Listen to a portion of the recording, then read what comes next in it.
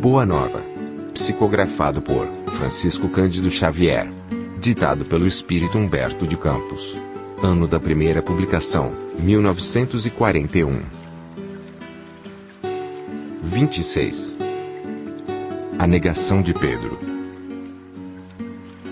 O ato do Messias, lavando os pés de seus discípulos, encontrou certa incompreensão da parte de Simão Pedro. O velho pescador não concordava com semelhante ato de extrema submissão.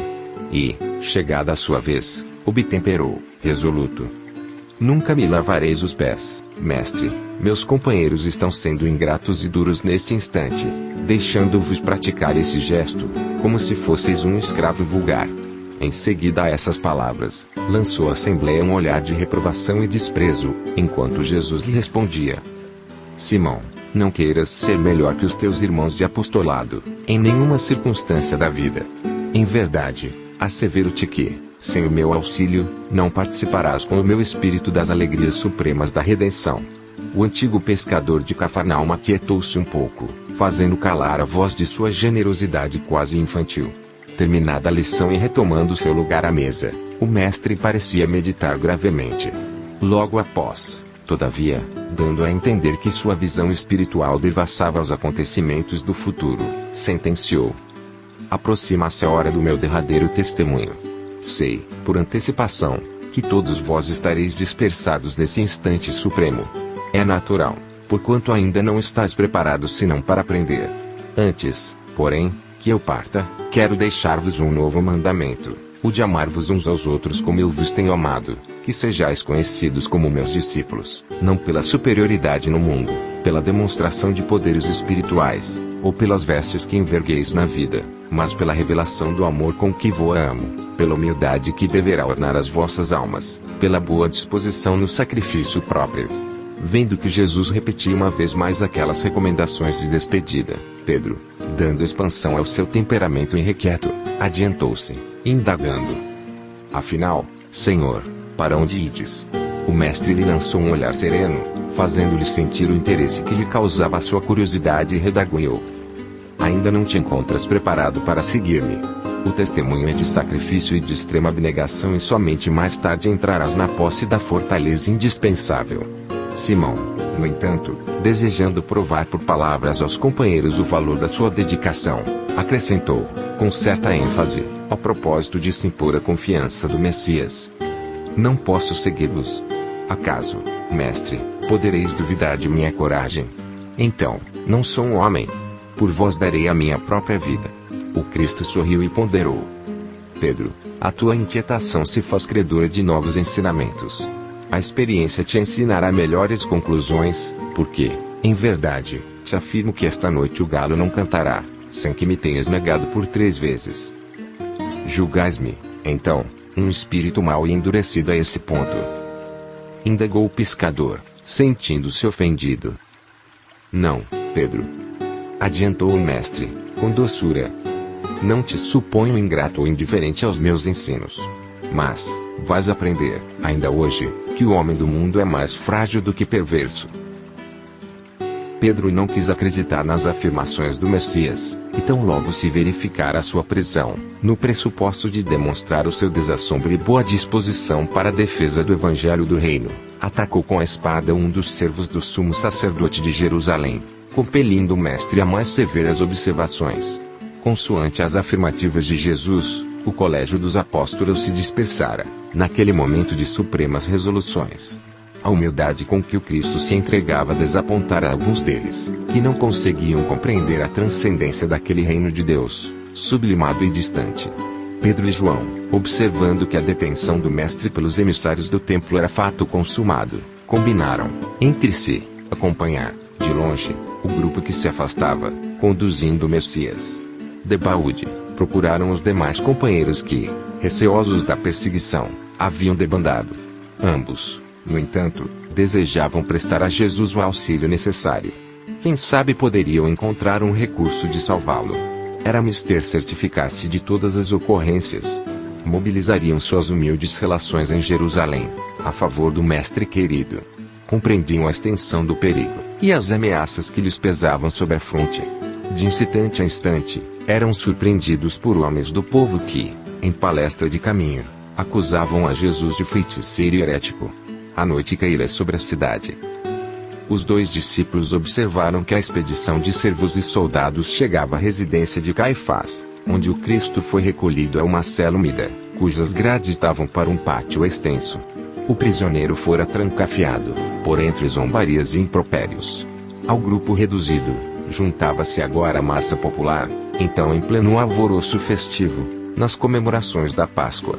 O pátio amplo foi invadido por um aluvião de pessoas alegres. Pedro e João compreenderam que as autoridades do templo imprimiam caráter popular ao movimento de perseguição ao Messias, vingando-se de sua vitória na entrada triunfal em Jerusalém, como uma nova esperança para o coração dos desalentados e oprimidos. Depois de ligeiro entendimento, o filho de Zebedeu voltou a Betânia, a fim de colocar a mãe de Jesus ao corrente dos fatos, enquanto Pedro se misturava à aglomeração, de maneira a observar em que poderia ser útil ao Messias. O ambiente estava já preparado pelo farisaísmo, para os tristes acontecimentos do dia imediato. Em todas as rodas, falava-se do Cristo como de um traidor ou revolucionário vulgar. Alguns comentadores mais exaltados o denunciavam como ladrão. Ridicularizava-se o seu ensinamento, zombava-se de sua exemplificação e não faltavam os que diziam, em voz alta, que o profeta Nazareno havia chegado à cidade chefiando um bando de salteadores. O velho pescador de Cafarnaum sentiu a hostilidade com que teria de lutar, a fim de socorrer o Messias, e experimentou um frio angustioso no coração. Sua resolução parecia vencida. A alma ansiosa se deixava dominar por dúvidas e aflições. Começou a pensar nos seus familiares, em suas necessidades comuns, nas convenções de Jerusalém que ele não poderia afrontar sem pesados castigos. Com o cérebro fervilhando de expectativas e cogitações de defesa própria, penetrou no pátio extenso, onde se adensava a multidão. Para logo, uma das servas da casa se aproximou dele e exclamou, surpreendida: "Não és tu um dos companheiros deste homem?"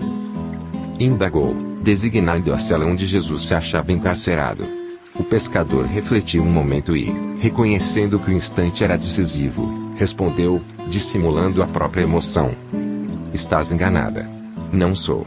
O apóstolo ponderou aquela primeira negativa e pôs-se a considerar que semelhante procedimento, aos seus olhos, era o mais razoável, porquanto tinha de empregar todas as possibilidades ao seu alcance, a favor de Jesus. Fingindo despreocupação, o irmão de André se dirigiu a uma pequena aglomeração de populares, onde cada qual procurava esquivar-se ao frio intenso da noite, aquentando-se junto de um braseiro. Novamente um dos circunstantes, reconhecendo-o, o interpelou nestes termos: "Então, vieste socorrer o teu mestre?" "Que mestre?" perguntou o pescador de Cafarnaum, entre receoso e assustado. "Nunca fui discípulo desse homem." Fornecida essa explicação, todo o grupo se sentiu à vontade para comentar a situação do prisioneiro. Longas horas passaram-se para Simão Pedro, que tinha o coração a duelar-se com a própria consciência, naqueles instantes penosos em que fora chamado ao testemunho. A noite ia adiantada, quando alguns servidores vieram servir bilhas de vinho.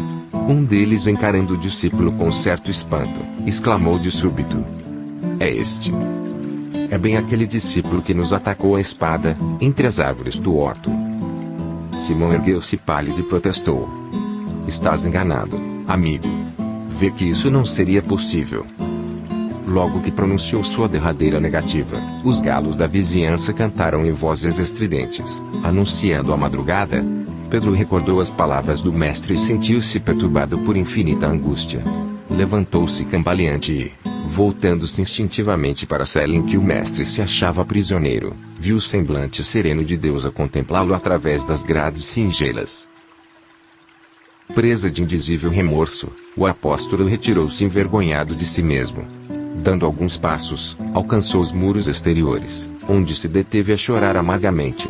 Ele, que fora sempre homem ríspido e resoluto, que condenara invariavelmente os transviados da verdade e do bem, que nunca conseguira perdoar as mulheres mais infelizes, ali se encontrava, abatido como uma criança, em face de sua própria falta. Começava a entender a razão de certas experiências dolorosas de seus irmãos em humanidade. Em seu espírito como que desabrochava uma fonte de novas considerações pelos infortunados da vida. Desejava, ansiosamente, ajoelhar-se ante o Messias e suplicar-lhe perdão para sua queda dolorosa. Através do véu de lágrimas que lhe obscurecia os olhos, Simão Pedro experimentou uma visão controladora e generosa. Figurou-se-lhe que o Mestre vinha vê-lo, em espírito, na solidão da noite, trazendo nos lábios aquele mesmo sorriso sereno de todos os dias. Ante a emoção confortadora e divina, Pedro ajoelhou-se e murmurou: Senhor, perdoai-me. Mas, nesse instante, não mais viu, na confusão de seus angustiados pensamentos. Luar alvíssimo enfeitava de luz as vielas desoladas. Foi aí que o antigo pescador refletiu mais austeramente, lembrando as advertências amigas de Jesus, quando lhe dizia: Pedro, o homem do mundo é mais frágil do que perverso.